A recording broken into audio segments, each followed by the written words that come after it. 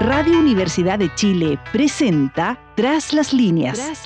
Conversaciones con Manuel Antonio Garretón, Premio Nacional de Humanidades y Ciencias Sociales, programa del Departamento de Sociología de la Universidad de Chile. Auspicia el Centro de Estudios de Conflicto y Cohesión Social, COES. Muy buenas tardes. Bienvenidas y bienvenidos a Tras las líneas, el programa del Departamento de Sociología que cuenta de la Universidad de Chile, que cuenta ahora con el auspicio del COES, de la Universidad de Chile, Universidad Católica, que es un centro que se ha constituido hace ya algunos años para estudiar la conflictualidad de la sociedad chilena, y tiene un enorme sistema de encuesta, de estudio, de realización de seminarios, y es probablemente uno de los principales centros académicos en ciencias sociales que existe hoy día. Desde ahora contamos con su auspicio. Y para inaugurar esta etapa, que además comienza ahora con el horario prime en la radio de la Universidad de Chile, hemos invitado a una de las personalidades nuevas más importantes que tiene este país, que es el vicepresidente de la Convención Constitucional, Gaspar Domínguez, que es médico, como todos saben, muy joven, 33 años, es magíster de salud pública de la Universidad de Chile, es médico rural en la provincia de Palena, vicepresidente de la Convención Constitucional. Fue electo por el distrito 26, que corresponde a la región de los lagos, y que ha mostrado en este tiempo una capacidad de combinar las dos grandes cuestiones que tiene que enfrentar esta convención, que es, por un lado, el mantener el componente que le dio origen, que es el componente de transformación anclado en demandas ciudadanas y en la necesidad de vivir, pensar otro tipo de sociedad que supere aquellos aspectos más críticos de las deudas históricas que la sociedad tiene, al mismo tiempo de los últimos tiempos de un modelo que ha generado, que ha permitido abusos, de un sistema político que se ha ido distanciando de la sociedad. Es decir, es el espacio para pensar cómo se transforma la sociedad chilena, pero al mismo tiempo, cómo se comunican voces muy disímiles, muy contradictorias, que se están enfrentando, y que no es solo por cuestiones solamente ideológicas, que también son bastante importantes, sino porque son visiones, pequeñas visiones de mundo, complejas, propios de del estallido que se produjo en la sociedad, y hablo del estallido en un sentido más general, respecto a lo que eran las viejas identidades o tradicionales identidades basadas fundamentalmente solo en clases sociales. Esto sigue existiendo, pero ahí aparecen muchas otras identidades, muchas otras voces, que no había tenido una expresión en la política y que tienen que ir aprendiendo durante el proceso cómo se hace esto. Al mismo tiempo que hay poderosos intereses e ideologías que defienden el statu quo, el hecho que las cosas no se transformen, que de alguna manera se puede hacer un cambio por aquí y por acá, pero que el sistema, el orden social y económico permanezca siendo de alguna manera el mismo, con lo que se van a reproducir las desigualdades y los abusos. Bueno, combinar esta necesidad transformadora por un lado y combinar por otro lado el diálogo, la conversación, la negociación que es una palabra que en un determinado momento era muy, muy negada. Es una tarea muy compleja y le ha correspondido dirigir esta parte de la Convención Constitucional a una nueva mesa en la cual Gaspar Domínguez no es el vicepresidente. Entonces yo partiría por decir, ¿cómo ve hoy día Gaspar el balance entre esta dimensión de la capacidad que tenga la Constitución de la Convención de generar una Constitución nueva, distinta, legitimada, y que al mismo tiempo pueda, digamos, incorpore intereses, debates, posiciones que aparecen tan fragmentadas, tan estalladas? Muy bienvenido a nuestro programa, Gaspar. Muchas gracias por estar con nosotros. Hola, hola, Manuel Antonio, profesor, no sé cómo llamarle. La verdad es que, de alguna manera, escuchando las palabras que se dijeron sobre nuevas identidades políticas, sobre los grandes intereses que están en juego, sobre cómo una constitución nueva intenta o apunta hacia hacerse cargo de responder a unas demandas sociales que nos llevaron a una crisis política y económica, hay una reflexión que me gustaría hacer y que no viene de mí, por cierto, sino más bien de algunos teóricos en esta materia, y tiene que ver con que un proceso constituyente, por definición, es una pugna entre lo que queremos y lo que es posible. Y muchas veces, al inicio del proceso constituyente, predomina con mucha fuerza el espíritu y las ganas que nos traen hasta aquí, que es lo que queremos. Y en el momento en que empezamos a redactar las normas, a redactar los artículos, tenemos que pensar y reflexionar, bueno, ¿es todo lo que queremos posible? Y por cierto, que cuando hablemos las puertas de lo que es posible en términos de que hay recursos que son limitados, de que hay plazos de realidad que hay que tomar para tomar algunas decisiones, ahí empiezan a fragmentarse probablemente las posiciones que en principio podían no verse tan fragmentadas, porque todos queremos que todos tengamos salud de mejor calidad y acceso a salud. Todos queremos un acceso a una salud pública idealmente o a una educación pública de alta calidad que responda a nuestros intereses. Pero cuando empezamos a discutir cómo debe financiarse esto, cuáles deben ser los principios rectores detrás de estas políticas, ahí, por cierto, que aparecen intereses fragmentados, aparecen distintas opiniones o ideologías políticas, distintas visiones, aparecen también los grupos de intereses, porque la Asociación de Colegios Subvencionados tiene una posición distinta a la Asociación de Colegios Privados, y por cierto que una visión distinta en tener los colegios públicos a través de las organizaciones que los reúnan. Entonces, de alguna manera, creo que en esta etapa es natural que estemos expuestos a tantas y tantas diferencias de opinión respecto a algunas materias, a tantos intereses en juego, porque hay mucho que está en juego. Finalmente, cuando hablamos de AFPs, ISAPRE y otras organizaciones de la sociedad que remueven tantos recursos económicos, tantos intereses políticos, es natural que aparezcan tantas diferencias y tantas distintas posiciones. Y por eso yo he dicho hasta el hartazgo, y lo repito aquí una vez más, es natural que en un proceso constituyente donde estamos cambiando las vigas de la casa, es natural que la casa cruja. Y es natural también que en este proceso constituyente, sobre todo en la etapa en la que estamos, haya incertidumbre, haya miedo y haya temores. Incluso, dijo hace algunos días, incluso desde la Unión Europea, el señor Borrell dijo, este es un momento de incertidumbre y de riesgos, pero vale la pena correrlo. Y me gustó mucho la expresión que él usó, ¿cierto? Vale la pena correr estos riesgos si queremos cambiar el statu quo, entendiendo que si mantenemos el mismo orden social-económico, vamos a tener los mismos resultados.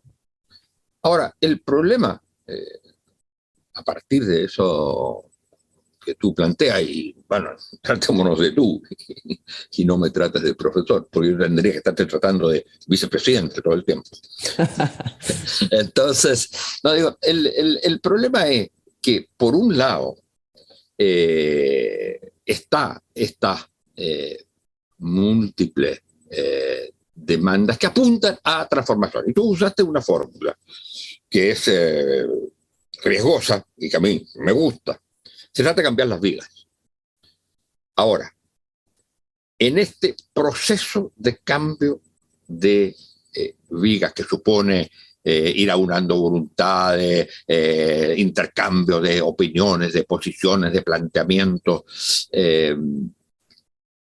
hay un mundo, sectores que no quisieran cambiar y que precisamente el debate que se produce, los enfrentamientos en el sentido, digo en el mejor sentido de los términos, de posiciones del mundo que quiere cambiar las cosas, va generando una, o puede generar, no sé cómo lo ves tú, una distanciamiento de la opinión pública de la gente que es aprovechado por los sectores que están interesados en que las vigas no se cambien. Porque por un lado se va conformando, o está conformado, un grupo claro que no quiere que se cambien las vigas.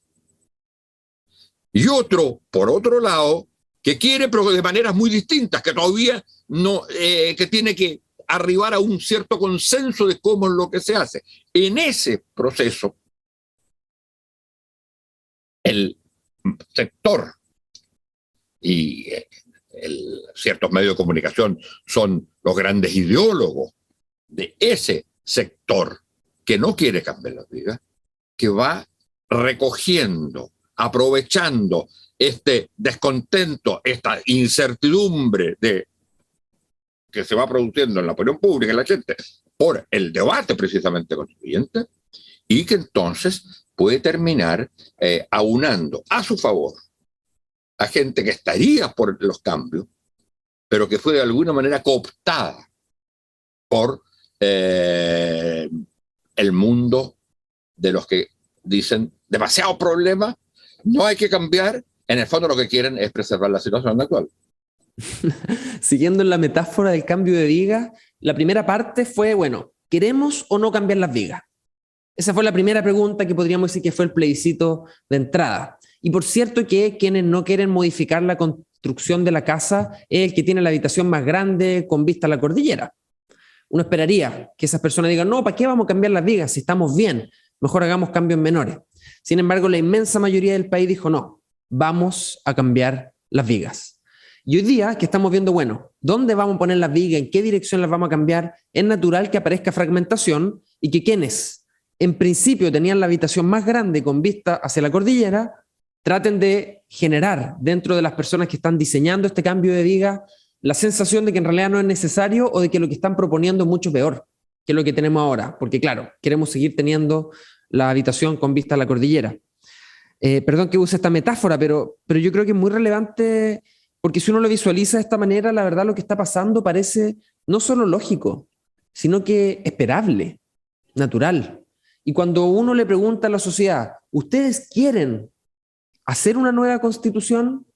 Y responde casi el 80% que sí, es lógico que cuando yo les diga, bueno, y la que quieren es esta, y yo se las muestro, es lógico que va a bajar el porcentaje. Uno no podría esperar que la misma cantidad de personas que tienen la sola idea de escribir una nueva constitución sea la misma cantidad de personas que desea aprobar esta, cuando el borrador esté. Y lo que ha pasado, y yo creo que es muy, muy relevante y no podemos pasarlo por alto, es que el quórum más alto prácticamente posible de adoptar acuerdos en órganos colegiados 2/3. Y aquí todas las normas que están en el borrador de la nueva constitución son por 2/3. Y los integrantes de esta convención constitucional fueron electos por un proceso democrático, abierto y transparente que funciona prácticamente igual al mecanismo que se utiliza para elegir a diputadas y diputados.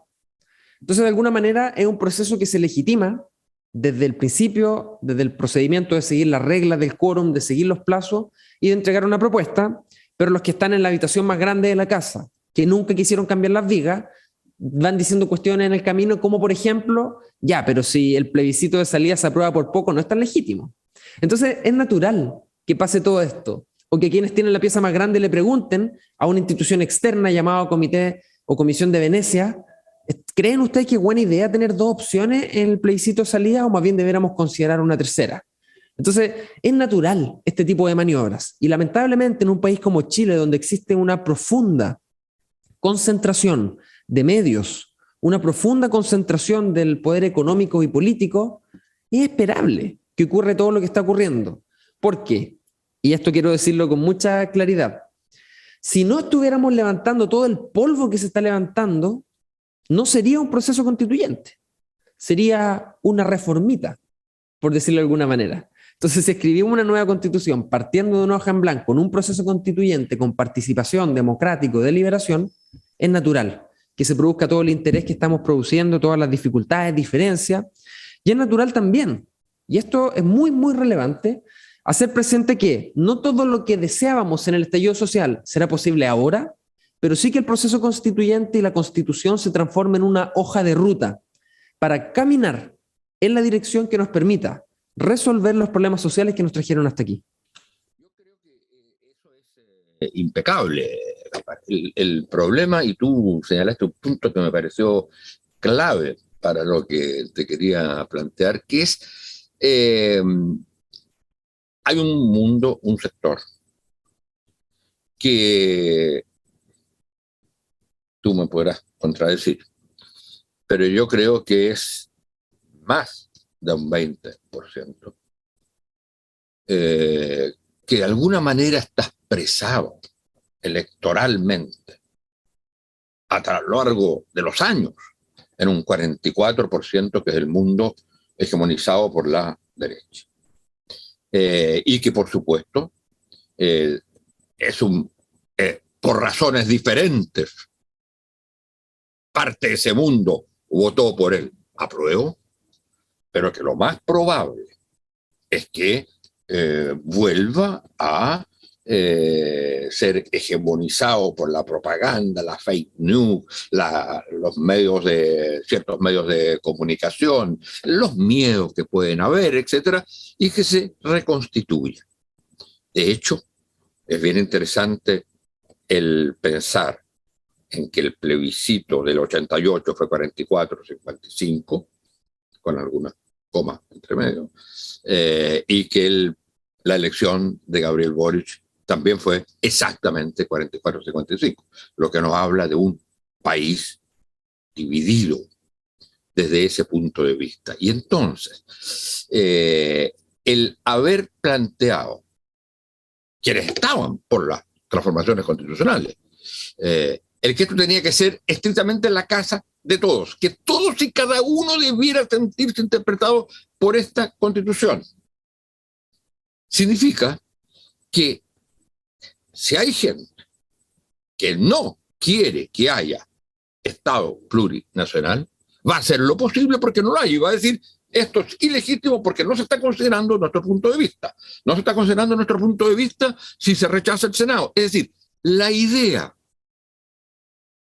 que habiendo una disputa basada en un clivaje histórico muy importante en la sociedad, las cosas no se van a poder resolver por unanimidad y por consenso. Se van a tener que resolver por mayoría.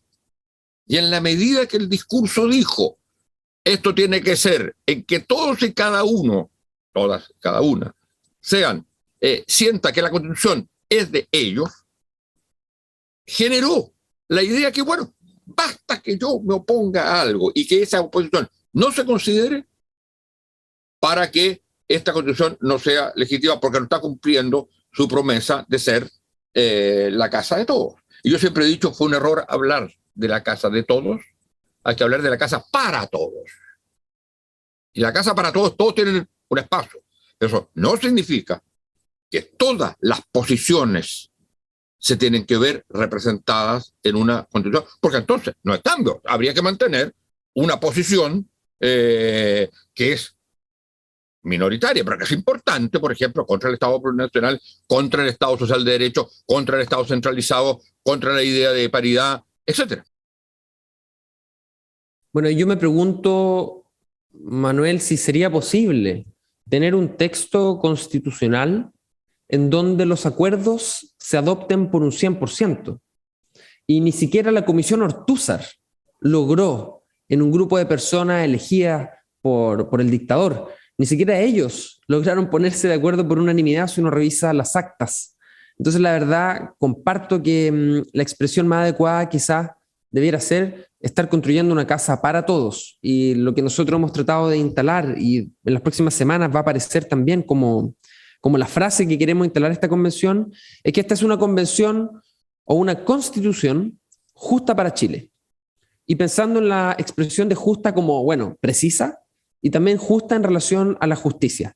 Y yo creo que esa expresión es más precisa. Yo encuentro que una muy buena expresión.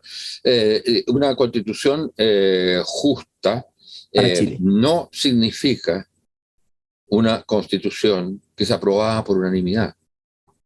Porque aquí el gran problema, yo tengo la impresión que la manera como se ha ido resolviendo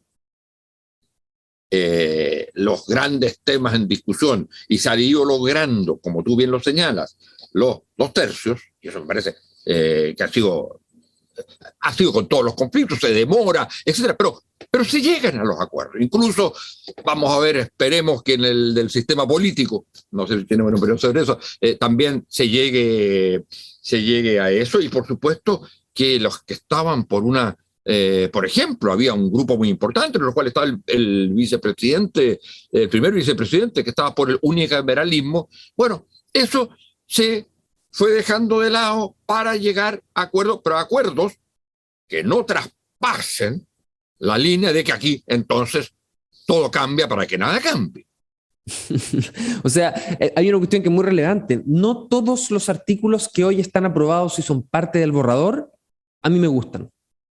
Hay algunos en los que yo voté en contra, y podría dar algunos ejemplos. Por ejemplo, yo voté en contra de que la edad límite de jubilación para los ministros de la Corte Suprema fuera 70 años.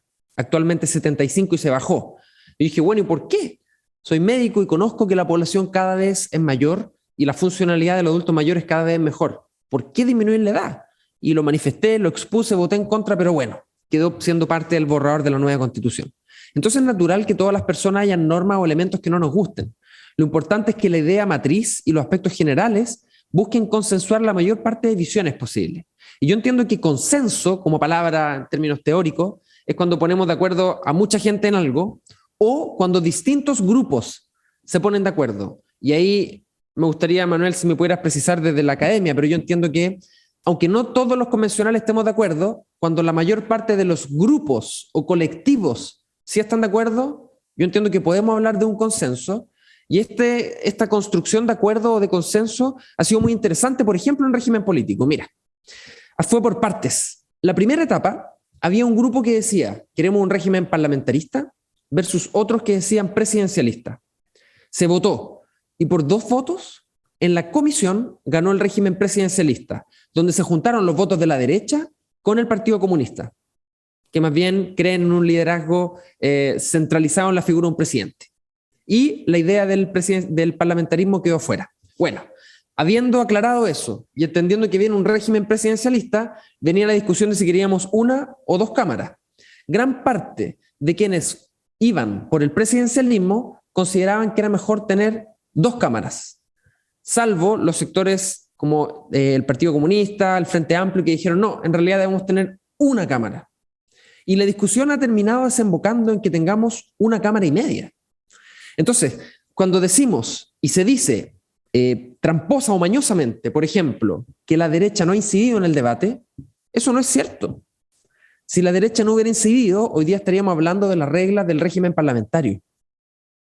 Si la derecha no hubiera incidido, hoy día estaríamos hablando de 1 cámara, pero estamos hablando de 1,5 cámaras, porque de alguna manera hemos tenido que llegar a un resultado distinto al resultado inicial que todos tenían. Y eso implica que todos hemos tenido que conceder parte de lo que queríamos. Y hoy día el detalle y lo que falta por resolver es esta cámara territorial, que yo digo así gráficamente 1,5 cámaras, porque tiene algunas de las atribuciones que tiene la cámara política, pero no todas. Y hoy día la discusión es, bueno, ¿cuáles van a ser?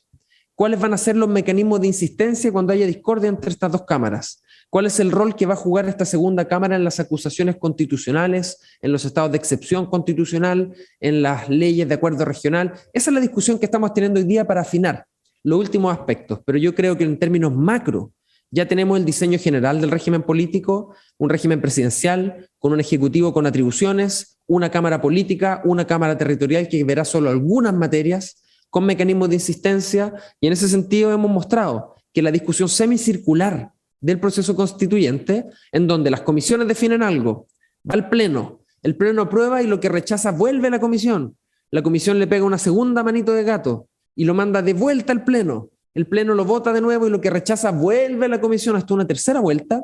Hemos visto que es un mecanismo que permite en cada vuelta ir destrabando conflictos y como una bola de nieve, en cada vuelta ir mejorando la cantidad de aspectos que nos tenemos en común y de normas aprobadas. Yo tengo la impresión que hay dos dimensiones en que esta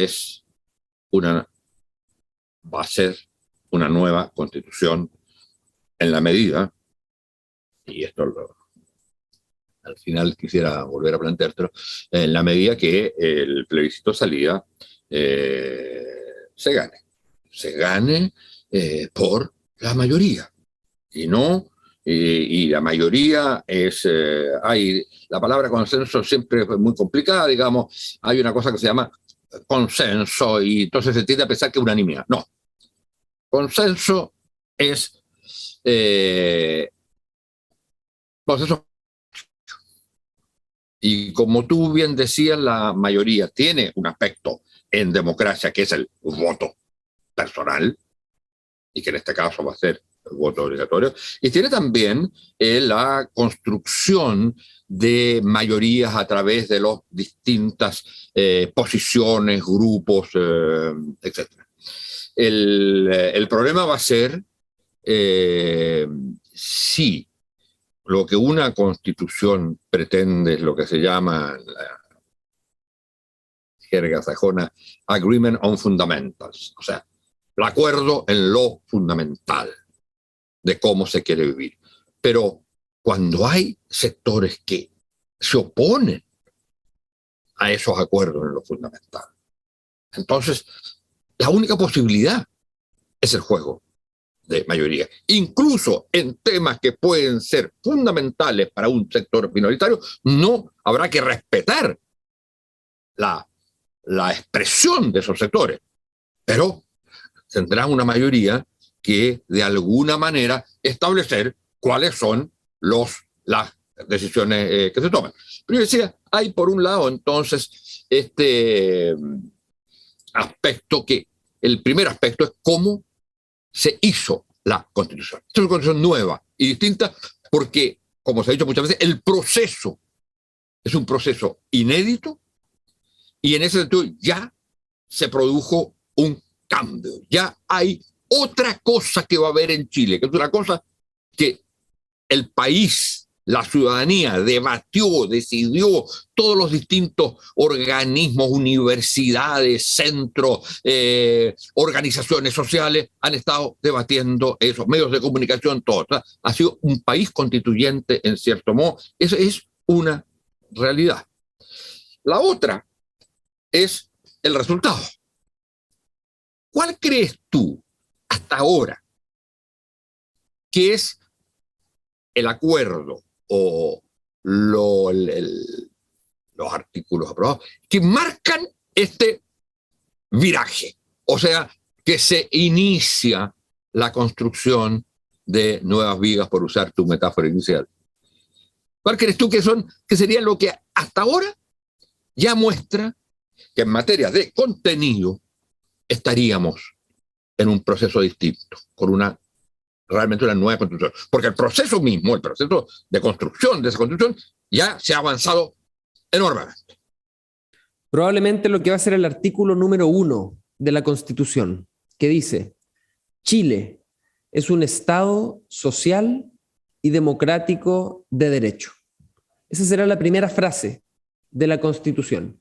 Y probablemente dejar por explícito que es un Estado social, dejando atrás el rol subsidiario que ha jugado el Estado en las últimas décadas, creo que representa en gran parte el espíritu de las demandas sociales que nos trajeron hasta aquí, porque el rol del Estado social implica que el Estado se obliga a satisfacer la prestación de las condiciones mínimas de dignidad para poder ejecutar los derechos sociales y no solo los derechos civiles y políticos.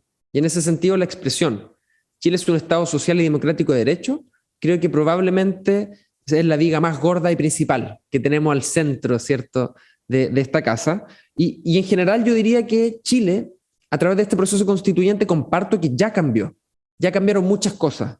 Ya, de alguna forma, ya pasaron cuestiones no solo en lo simbólico, sino que en lo material, en los espacios de poder siendo utilizados por otras personas con unos discursos distintos, de otra manera, y eso ya ocurrió independiente del resultado. Y creo que esto permite... el componente plurinacional también está en el artículo 1, ¿no?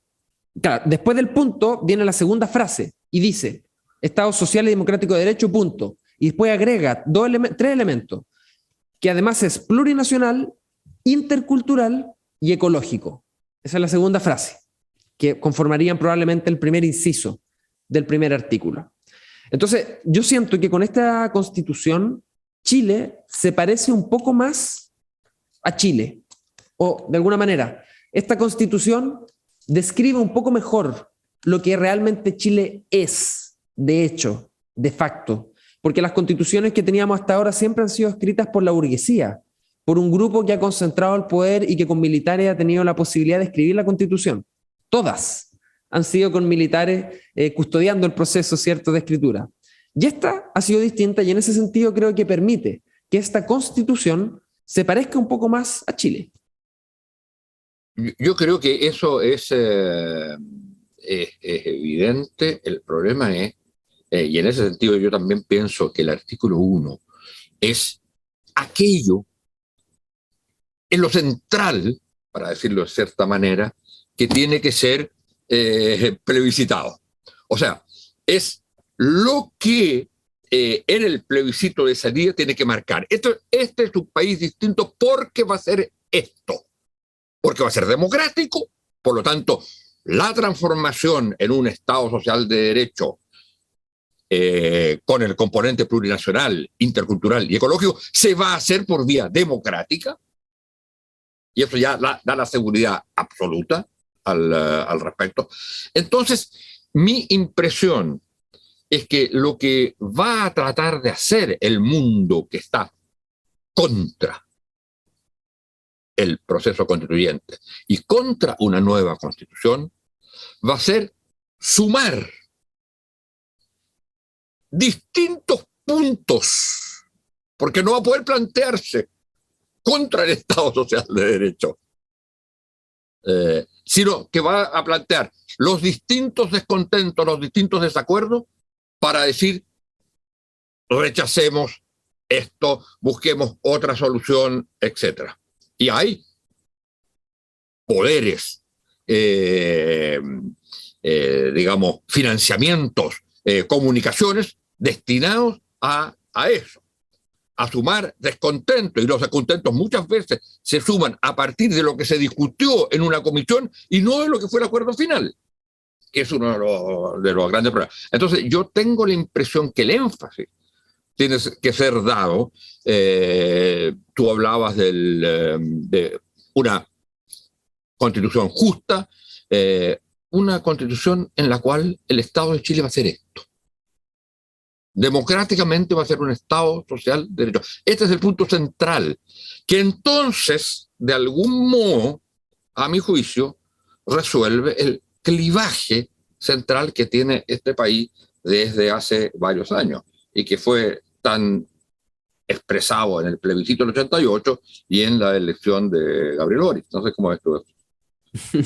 Bueno, me gusta mucho esta expresión de una constitución justa para Chile, porque efectivamente he ido generando la convicción profunda de que si bien ninguna constitución es perfecta, y esta tampoco lo será, que todas las constituciones se van adaptando y modificando en el transcurso del tiempo y por eso tienen una cláusula de reforma constitucional, creo que para este momento coyuntural y político, esta constitución es justa para Chile.